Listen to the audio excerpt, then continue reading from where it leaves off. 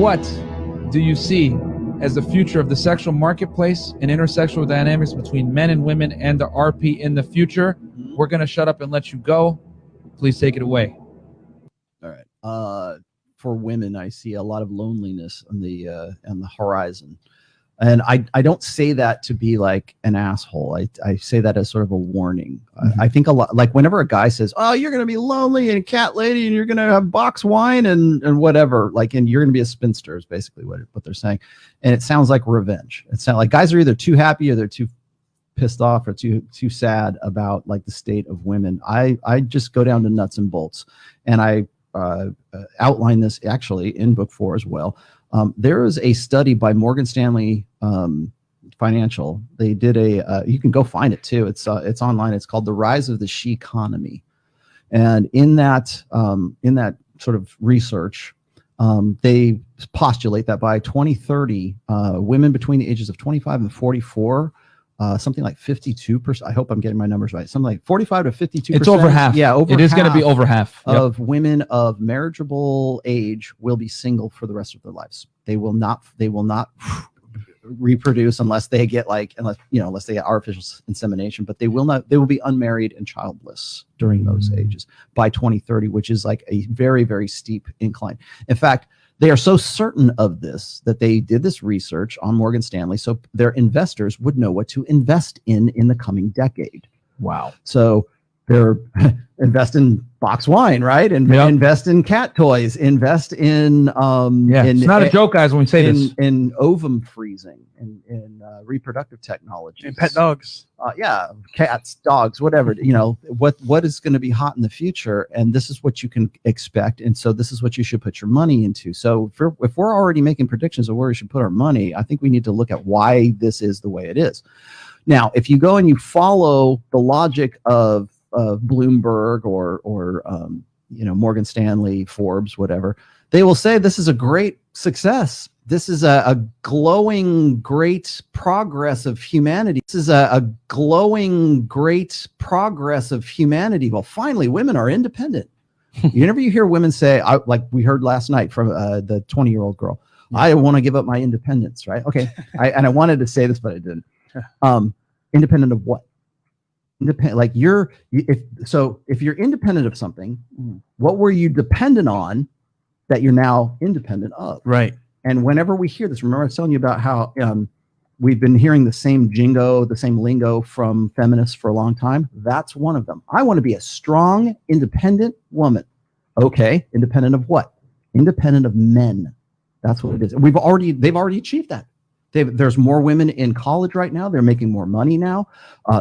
Women control way more money than men do. Yeah. So when you're talking about like the bullshit of the gender pay wage gap, whatever it is, it's not endemic sexism. If there's any gap, there's a gap in spending. There's a gap in control and authority over that spending. Women are the number one consumers in Western societies as it is. Women, if they're not making the money, they're directing the flow of where that currency is going to.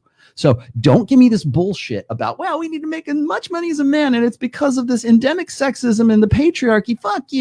Fuck you, because you're the one spending the money, and I got the stats to show you that right now. Bam. Damn, son, where'd you find this? And I'll say this real quick, Rolo. Women spend so much money that a male company like Gillette will risk losing business, financial ruin, to crap on men so that they can appease to women, because they understand even with male razors, women are the predominant consumers. So that goes to show you guys how strongly women are the consumer base in the West, man. Even male companies are ostracizing their own target audience to sell to women.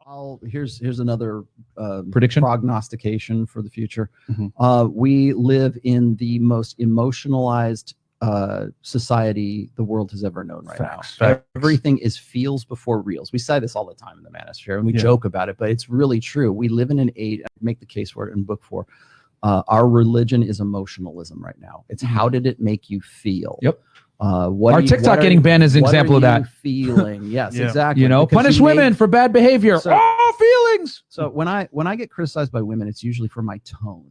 Yeah. Right. Well, if you would just say it with sweet little sappy sugarcoat what you're saying, then women will respond to it. No, it's not how I'm saying something. It's the data that I'm imparting to you that is offending you, because it goes against the what is, an ego invested belief for that woman. It feels bad. And I get it. It's supposed to feel bad, because if it's not feeling bad, then it's not going to motivate you to change. Yes. So in the future, and I don't know when we're going to reach critical mass, but right now we're in the age of emotionalism. We're in the age of ego and the age of emotionalism.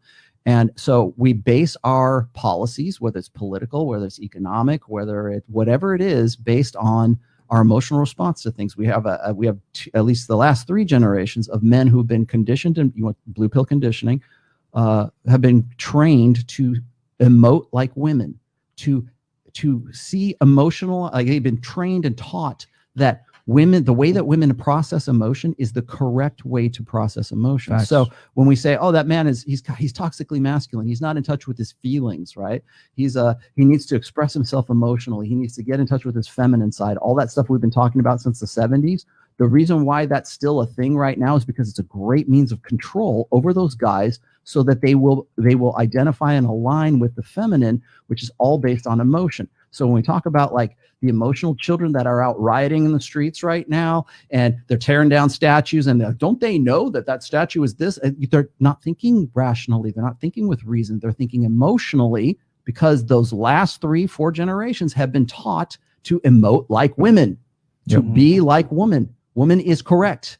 Transgenderism, right? Why is it that more boys want to be girls than girls want to be? Is it that more boys want to be girls than girls want to be boys? Because it's more advantageous socially to be a girl in a gynocentric social order than it is to be a man, because nobody wants to be a dad. Dads are assholes. Boys are toxically masculine. We got to give him Ritalin. We got to give him Adderall. We got to give him, sedate that boy with drugs, with opiates, with alcohol, with pornography. Sedate him. Don't let him do anything, because if you let him do anything, he might turn toxic. He might turn violent. And it's all because we want to put men we want to force fit them into this emotional correctism. Whatever is female is correct. Yep. And so if you are brought up that way, you're going to vote that way. You're going to look for jobs that way. You're going to relate with people that way. Guys, the number one thing, guys, and I'm sure you've already got this. Guys will come to me for counseling or coaching or whatever the hell it is, right? And they'll say, Rollo, I don't know how to interrelate with guys. I don't know. I don't know how to talk to guys. I always talk about tribalism, or I talk about like, it's very important for men. We have our little tribe. This is a tribe right here. Yep. Okay. Do you have tribes? And they don't. And the reason they don't is because they've been taught to emote and to relate to men as if they are women. Yeah. And that's what's valuable. And that's what makes them valuable. And that's how they get their self-worth. When we look at things like communitarianism, we look at socialism, we look at like, why are we even talking about socialism in the United States right now? It's because we've put so many women into positions of power that seems like a good idea. Yeah. It makes them feel good. Hey, you get one and you get one and you get one and you get one and so merit seems like a good idea. Yeah. It makes them feel good. Hey, you get one and you get one and you get one and you get one and so meritocracy, regardless of how poorly you are working, dominance hierarchies, competence hierarchies, meritocracy, all of that stuff flies out the window, because we don't see the value in it, because it's not female correct. Yep. The female correct. Whenever women come into political power, whenever you get an AOC, whenever you get a woman who gets into Congress or the Senate, the first thing they do, their first priority, their number one priority, is not to their constituency. It is to the female purpose. It is to the sisterhood uber alles. Kamala Harris. So you got. I was going to say. You get women who go in there, and the first thing they talk about is, we need to legalize abortion. We need to change up divorce laws. We need to change these things. We need all of these things that we think are so horribly unfair. And it all becomes about women's issues and not all of our issues. Like, how are we going to govern? It doesn't matter as long as women get theirs, as long as the sisterhood is served. I can go on forever. I don't want to go on forever about that, but I talk in a great extent about the sisterhood uber alles in this book. That's where I see us going. That's where you see us going. We're going to be, our politics are emotionalized. Our media, our entertainment is all emotional.